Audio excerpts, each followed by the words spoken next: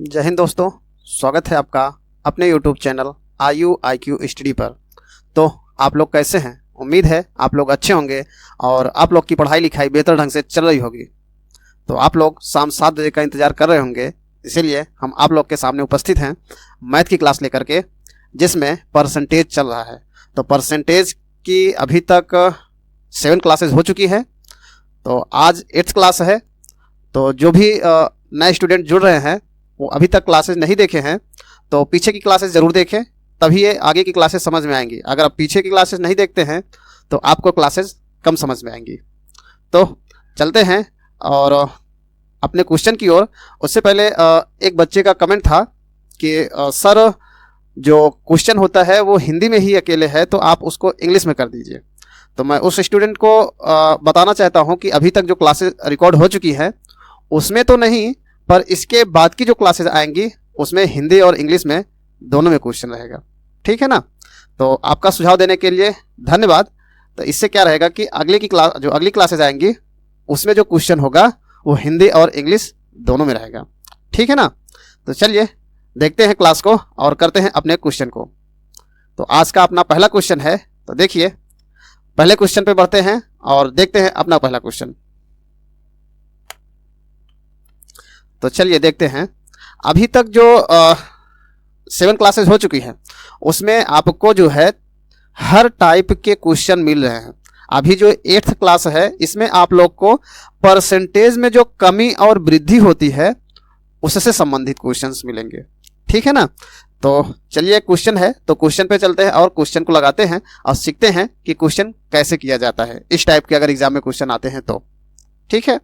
तो देखिए पहला क्वेश्चन है, कहा गया कि भुवन के वेतन में पहले 16% की वृद्धि 16% की कमी की गई और बाद में 25% की वृद्धि की गई, तो उसके वेतन में हुए शुद्ध प्रतिशत परिवर्तन ज्ञात कीजिए।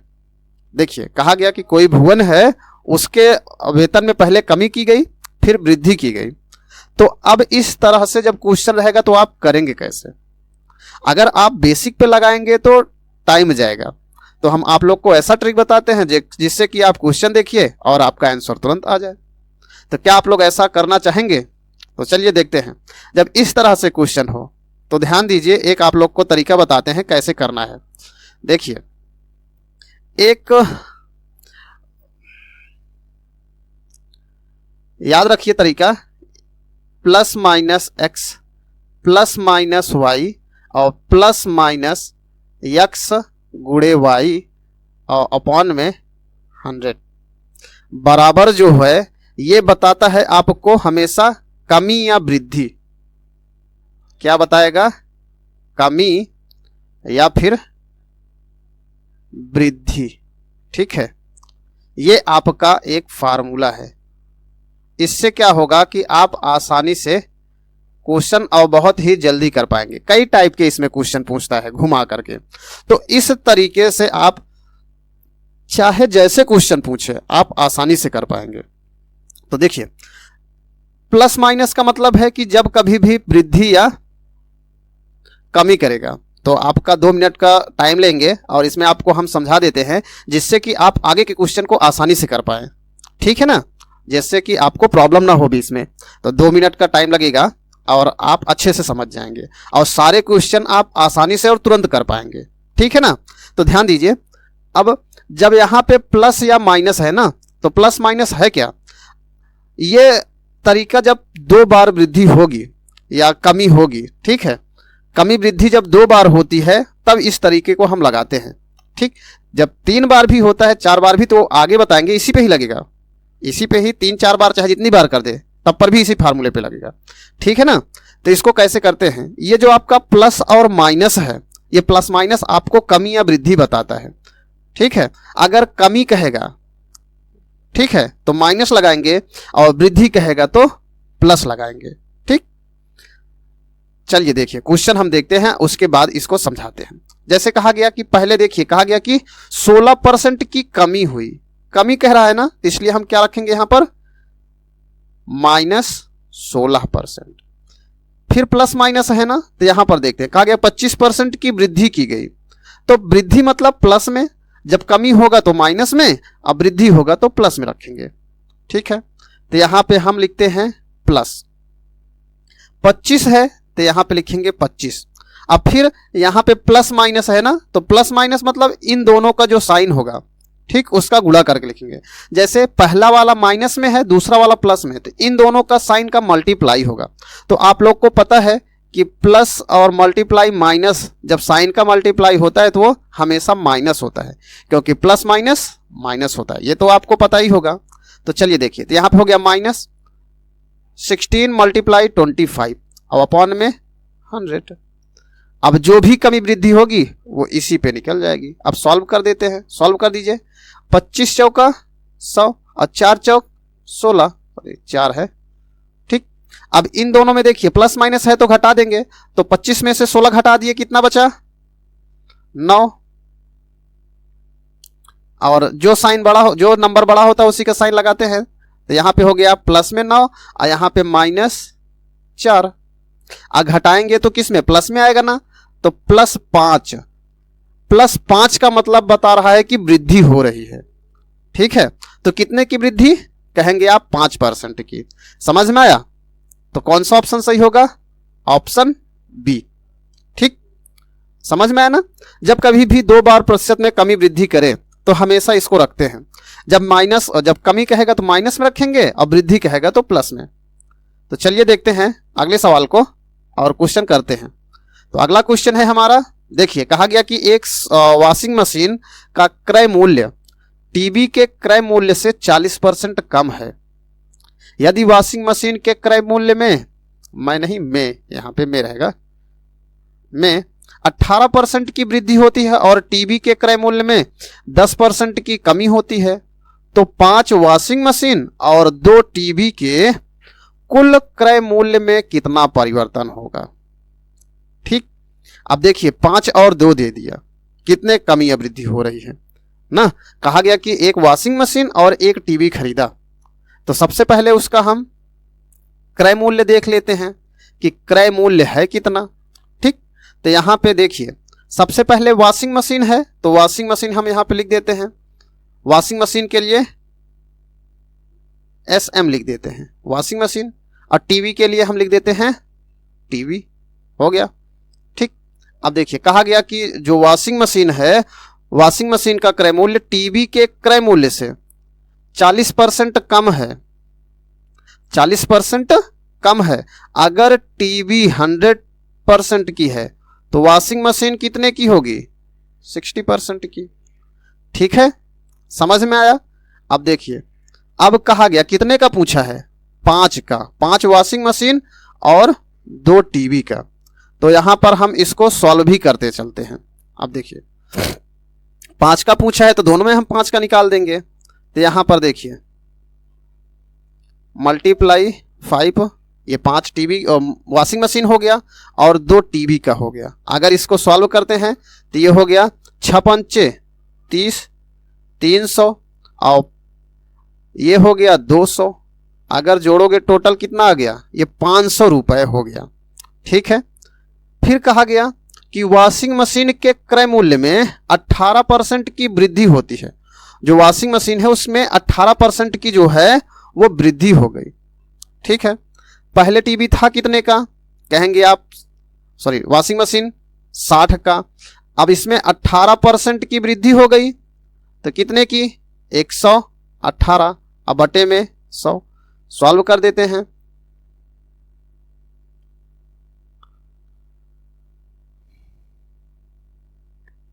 सॉल्व कर देते हैं, सॉल्व कर देते हैं। अब सॉल्व कर दीजिए, तो इसको गुणा करेंगे आप लोग, तो ये हो गया 8 छंग 48 और हासिल 4 और 6 कम 6 4 10 हासिल 1, 6 कम 6 के 7, 1 अंक पे दशमलव गया। तो वॉशिंग मशीन है कितने का, अब कहेंगे आप 70.8 का। फिर कहा गया कि टीवी के मूल्य में 10% की कमी हो गई, पहले 100 की थी अब 10% कमी हो गई, तो कितने की, कहेंगे आप 90 की। ठीक, पहले कितने का मिल रहा था, कहेंगे आप 500 रुपए का। अब इसका 5 वॉशिंग मशीन और 2 टीवी का और इसमें निकाल लेते हैं। अब देखिए गुणा कर दीजिए, जब आप गुणा करेंगे तो ये हो गया 8 पंचे 40, 0 और दशमलव 5 का गुणा 0 में करेंगे 0 हो जाएगा, और 7 चौक 7 पचे 35, और इसका गुणा करेंगे 9 दूनी 18, 180 जोड़ दीजिए इसको, ये हो गया 4, 8 5 13, 3 1 4 1 5। अब देखिए पहले मिल रहा था कितने का, 500 का, अब कितने का मिल रहा है, कहेंगे 534 का। तो आप बताइए क्रय मूल्य में कमी हो रही है कि वृद्धि, तो आप लोग कहेंगे पहले तो 500 का मिल रहा था और अभी मिल रहा है 534 का, इसका मतलब क्या है, वृद्धि हो रही है। क्या हो रही है, वृद्धि।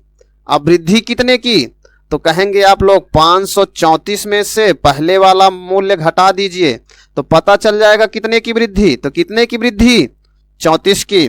लेकिन वृद्धि नहीं पूछा है, पूछा है कि प्रतिशत में कमी वृद्धि बताइए ना।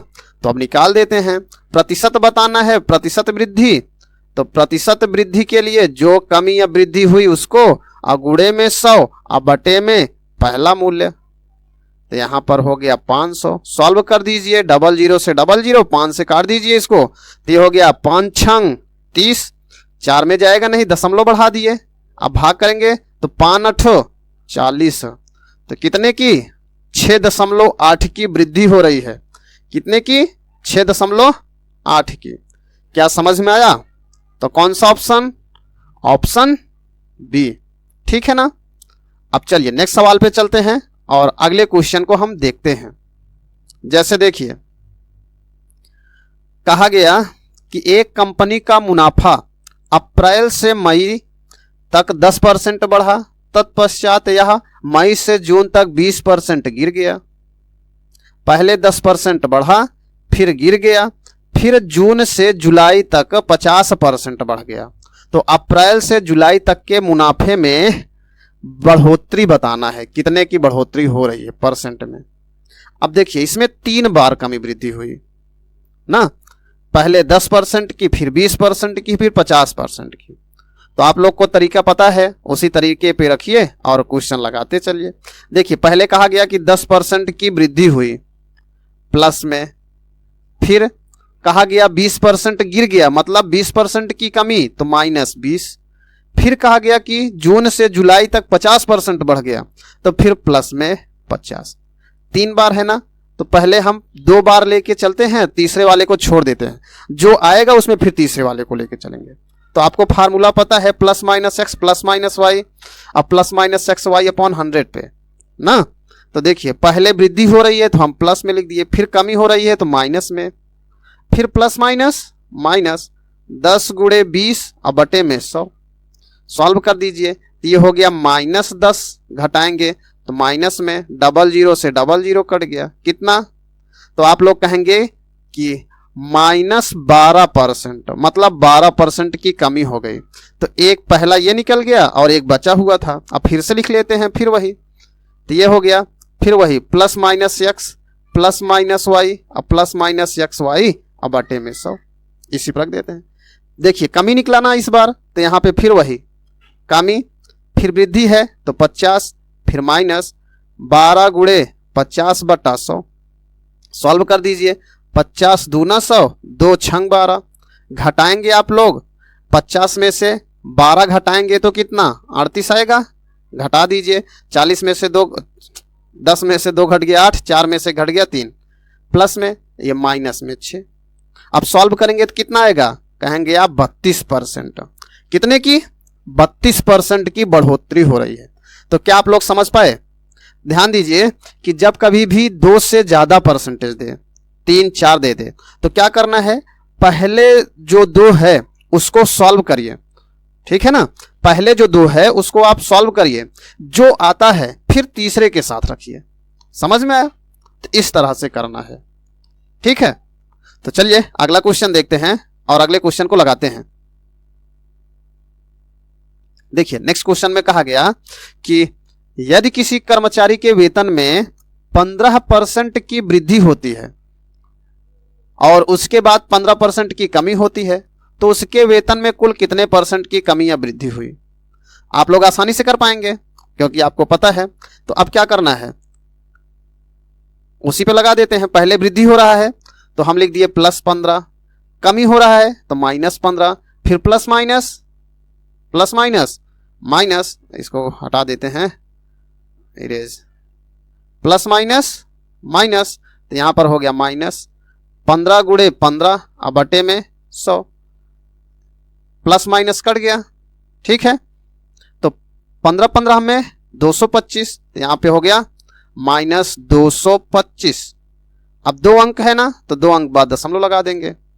कितना, कमी कितने की हो रही है, तो 2.25 की। तो ऑप्शन कौन सा, ऑप्शन डी। समझ में आ रहा है ना, समझ में आ रहा है कि नहीं आ रहा है। चलिए नेक्स्ट सवाल पे चलते हैं और नेक्स्ट सवाल को देखते हैं। देखिए जितने टाइप हो रहे हैं तो सारे क्वेश्चन तो आपको कराए नहीं जा सकते हैं, तो हर टाइप के एक एक दो क्वेश्चन लिया गया है कि एग्जाम में कैसे क्वेश्चन पूछे जाते हैं। तो आप बुक लीजिए और उसमें से प्रैक्टिस करिए, और प्रैक्टिस करेंगे तो 100% इस टाइप के क्वेश्चन आपको मिलेंगे एग्जाम में, और बुक में आप लगाएंगे तो आपको ज़्यादा प्रैक्टिस करने का मिलेगा। ठीक है ना। और इस क्लास की अगर आप लोग क्लास नोट चाहते हैं तो टेलीग्राम चैनल को जरूर विजिट करें, वहां पे आपको हर क्लास की जो है PDF नोट्स मिल जाएंगी। ठीक है, तो चलिए अगला क्वेश्चन देखते हैं। क्वेश्चन में कहा क्या गया है, तो देखिए कहा गया कि एक आदमी के दैनिक कार्य घंटों में 35% की वृद्धि होती है और उसकी प्रति घंटे मजदूरी में 25% की कमी होती है, तो उसकी दैनिक आय में होने वाली प्रतिशत वृद्धि ज्ञात कीजिए ना। तो देखिए अब जब इस तरह के क्वेश्चन आएंगे तो आप कैसे करेंगे, आप बहुत आसानी से कैलकुलेशन आपका, अगर आपका ठीक है तो बहुत आसानी से कर पाएंगे। तो चलिए देखते हैं कैसे करेंगे।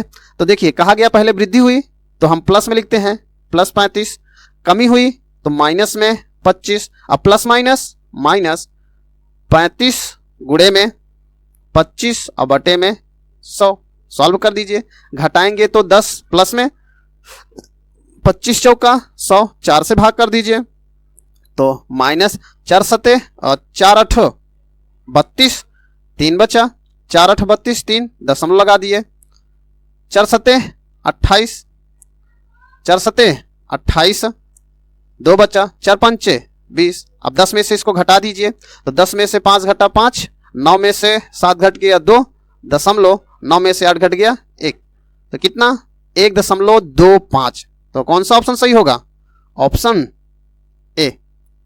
समझ में आया।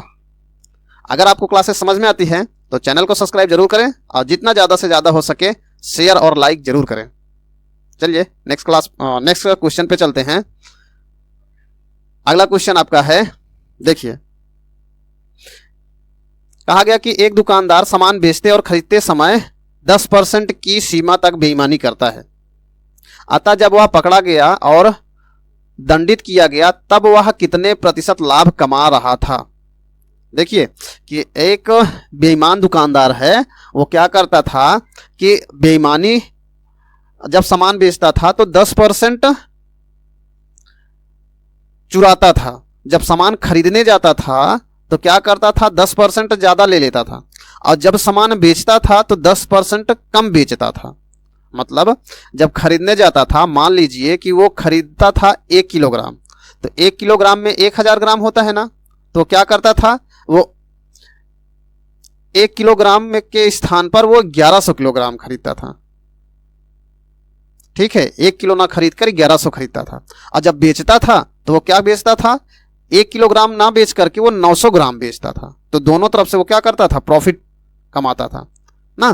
तो वही बताना है कि कितने % तक उसने लाभ कमा लिया था इस बेईमानी से।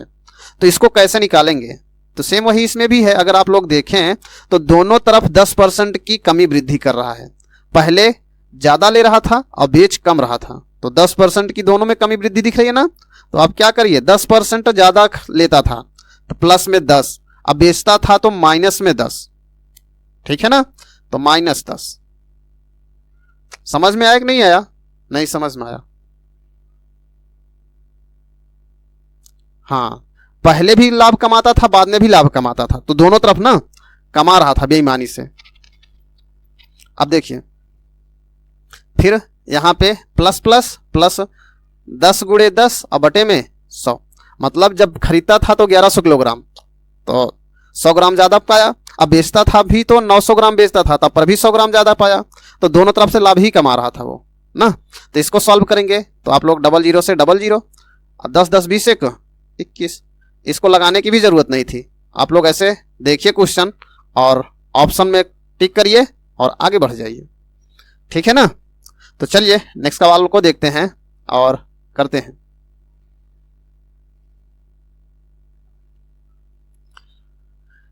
देखिए कहा गया कि सोहन ने अपने खर्चों में 25% की कमी की, बाद में उसने खर्चे में 10% की और कमी की, तो उसके खर्चे में कुल मिलाकर कितने परसेंट की कमी हुई।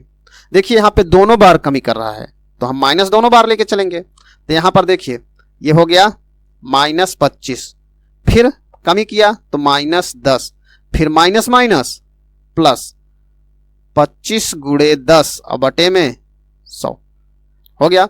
अब देखिए माइनस में है तो जुड़ जाएगा, दोनों माइनस में है तो जुड़ेगा ना।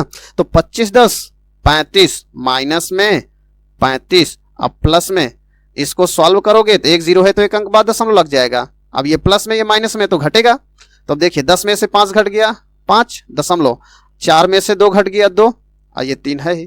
कितने परसेंट की कमी, तो कहेंगे 32.5 की। समझ में आया। तो ऑप्शन कौन सा, ऑप्शन ए। ठीक, चलिए नेक्स्ट सवाल पे चलते हैं और अगला क्वेश्चन देखते हैं।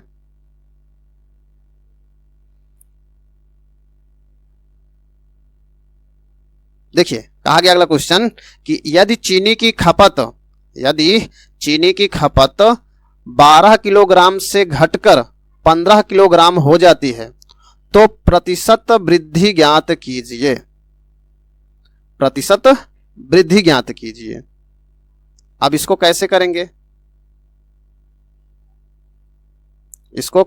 कहा गया कि चीनी की खपत पहले 12 किलोग्राम थी, अब उससे बढ़ाकर उसने क्या किया 15 किलोग्राम कर दिया, तो प्रतिशत वृद्धि ज्ञात कीजिए। कैसे करेंगे, सबसे पहले तो देखेंगे आप लोग कि कितने की वृद्धि हो रही है ना। तो अब देखिए पहले थी कितनी 12, अब फिर कितनी हो गई 15, तो कितने की वृद्धि हो रही है, आप लोग कहेंगे 3 की। 3% बताना है तो गुणे में 100, कितने में वृद्धि हो रही है, तो जो पहली थी उसमें वृद्धि हो रही है, तो वही करना है कि कमी वृद्धि गुणे 100 बटे में पूर्णांक, जितने में कमी वृद्धि होती है। सॉल्व कर दीजिए। जब सॉल्व करेंगे तो 3 से 3 चौक और 25 चौका 100। कौन सा ऑप्शन, ऑप्शन बी। समझ में आया।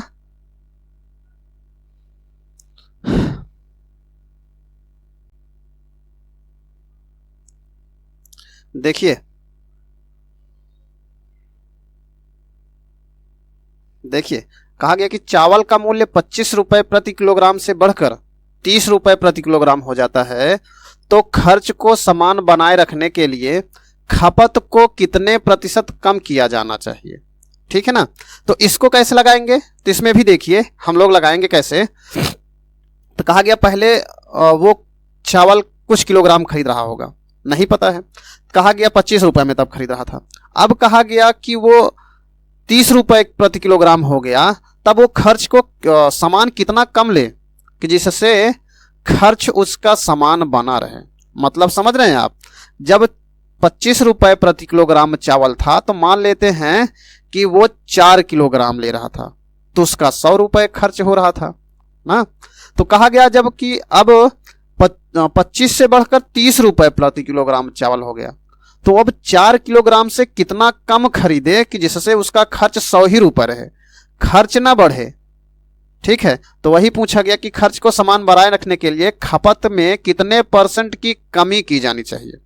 तो आपको पता चल जाए कि खपत कितना था, तब हम बता सकते हैं कि कितना कम करें। तो इसके लिए क्या करते हैं कि हम मान लेते हैं कि जब 25 किलोग्राम चावल था, जब 25 रुपए प्रति किलोग्राम चावल था, तो मान लेते हैं कि वो x किलोग्राम खरीद रहा था। ठीक है, x किलोग्राम चावल खरीद रहा था, तब उसका खर्च कुछ आ जा रहा था। तो यही खर्च आप क्या करते हैं, सामान और मूल्य का गुणा करते हैं तो आपको खर्च पता चलता है ना। अभी देखिए इसको लगा देते हैं बेसिक पे, फिर आपको ट्रिक भी बताएंगे कि आप डायरेक्टली कैसे लगा सकते हैं। ठीक है ना, तो पहले आप समझ लीजिए तब फिर उसको कर पाएंगे, समझे नहीं रहेंगे तो नहीं कर पाएंगे। ठीक, कहा गया कि जब 25 रुपए प्रति किलोग्राम चावल था तो वो x किलोग्राम खरीद रहा था, तब इतना खर्च बन रहा था। फिर कहा गया कि जब 30 रुपए प्रति किलोग्राम चावल हो गया, कितना 30 रुपए, तब वो कितना खपत कम करे, जो सामान ले रहा था उसमें कितना कम कर दे कि उसका खर्च समान बना रहे। नहीं पता है तो हम मान लेते हैं कि y किलोग्राम कम खरीदा। ठीक, इसी को सॉल्व कर लेते हैं। तो जब सॉल्व करेंगे तो 25 पचम 25 और 5 छंग 30, सॉल्व करोगे तो ये हो गया 5x बराबर 6x माइनस 6y। ठीक, जब इसको सॉल्व करोगे तो इस तरफ जाएगा तो घटेगा, तो x बराबर 6y, और y को भी इस तरफ कर दीजिए तो ये बन गया x बटा y बराबर 6/1। अब एक अनुपात आपको पता चल गया कि पहले वो 6 किलोग्राम खरीद रहा था, जब 30 रुपए प्रति किलोग्राम चावल हो गया तो वो 1 किलो कम खरीदने लगा, 1 किलो कम खरीदने लगा। तो अब यही बताना है कि कितने परसेंट खपत कम की जानी चाहिए, परसेंट निकालना है। तो जितने की कमी वृद्धि होती है उसको लिखते हैं। तो यहां पर देखिए कमी कितने की, तो आप कहेंगे 1 की, गुणे में 100, गुणे में 100, अब बटे में टोटल जितना खपत यूज हो रहा था। अब सॉल्व करते हैं तो इसको सॉल्व करेंगे तो 50 दूना 100, 2 तिहाई 6, सॉल्व करेंगे तो 16 तिहां 48, 2 बचा तो 2/3, कितना आएगा 16 सही 2/3। तो कौन सा ऑप्शन सही होगा, ऑप्शन ए। ये तो तरीका हो गया बेसिक पे लगाने का। एक तरीका होता है कि इसको ध्यान दीजिए, जब कभी भी खपत और खर्च हो जाए तो ध्यान दीजिएगा, जब इस तरह से आए तो हमेशा उसका व्युत्क्रमानुपाती होता है, जस्ट अपोजिट हो जाता है। ठीक है, अब देखिए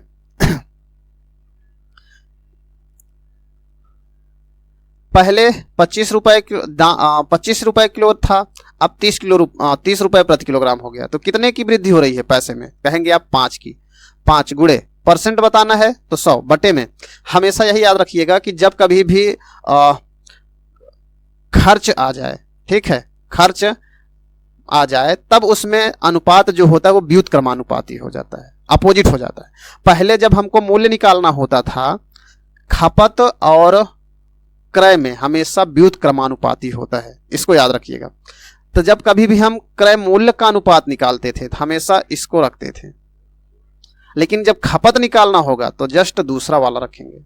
ठीक है, तो बटे में कितना 30, इसी को सॉल्व कर दीजिए तो 5 छंग 30, यहाँ पे भी वही आ गया 100/6, इसी को ही सॉल्व करोगे तो आपका आएगा कितना 16 सही 2/3। समझ में आया, इसको याद रखिए, सवाल हो जाएगी। क्या समझ में आया कि नहीं आया?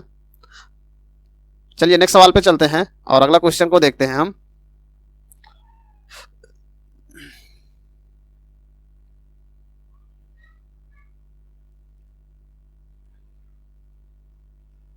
देखिए कहा गया कि जब किसी साइकिल के मूल्य में 20% की कमी की गई तो बिकने वाली साइकिलों की संख्या में 20% की वृद्धि हो गई, तो दुकान की बिक्री पर क्या प्रभाव पड़ा। देखिए कमी वृद्धि आ गई ना, तो डायरेक्टली फार्मूले पर रखिए, सवाल लगा दीजिए। कहा गया पहले कमी हुई तो -20, फिर वृद्धि हुई तो +20, प्लस माइनस 20 गुणे 20 बटे में 100, प्लस माइनस कट गया, 00 से 00 कट गया, 2 दूना 4, माइनस में 4%, तो माइनस में आ रहा है तो कमी। कितने की कमी, कहेंगे आप 4% की कमी। समझ में आया? तो आप लोग को क्लासेस कैसे लग रही हैं कमेंट बॉक्स में जरूर बताइए, और जो आपकी प्रॉब्लम्स होती हैं वो टेलीग्राम ग्रुप पर जरूर भेजिए। जो भी सवाल आपको नहीं आती है टेलीग्राम ग्रुप पर भेजिए, आपको सॉल्व उसी टाइम दिया जाएगा। तो अगर क्लासेस आपको समझ में आती हैं तो चैनल को सब्सक्राइब जरूर करें, नोटिफिकेशन बटन को दबाना ना भूलें, ठीक है, और जितनी ज़्यादा से ज़्यादा हो क्लास शेयर करिए। थैंक यू, मिलते हैं आपको नेक्स्ट क्लास में और नेक्स्ट टाइप के क्वेश्चन को लेकर के।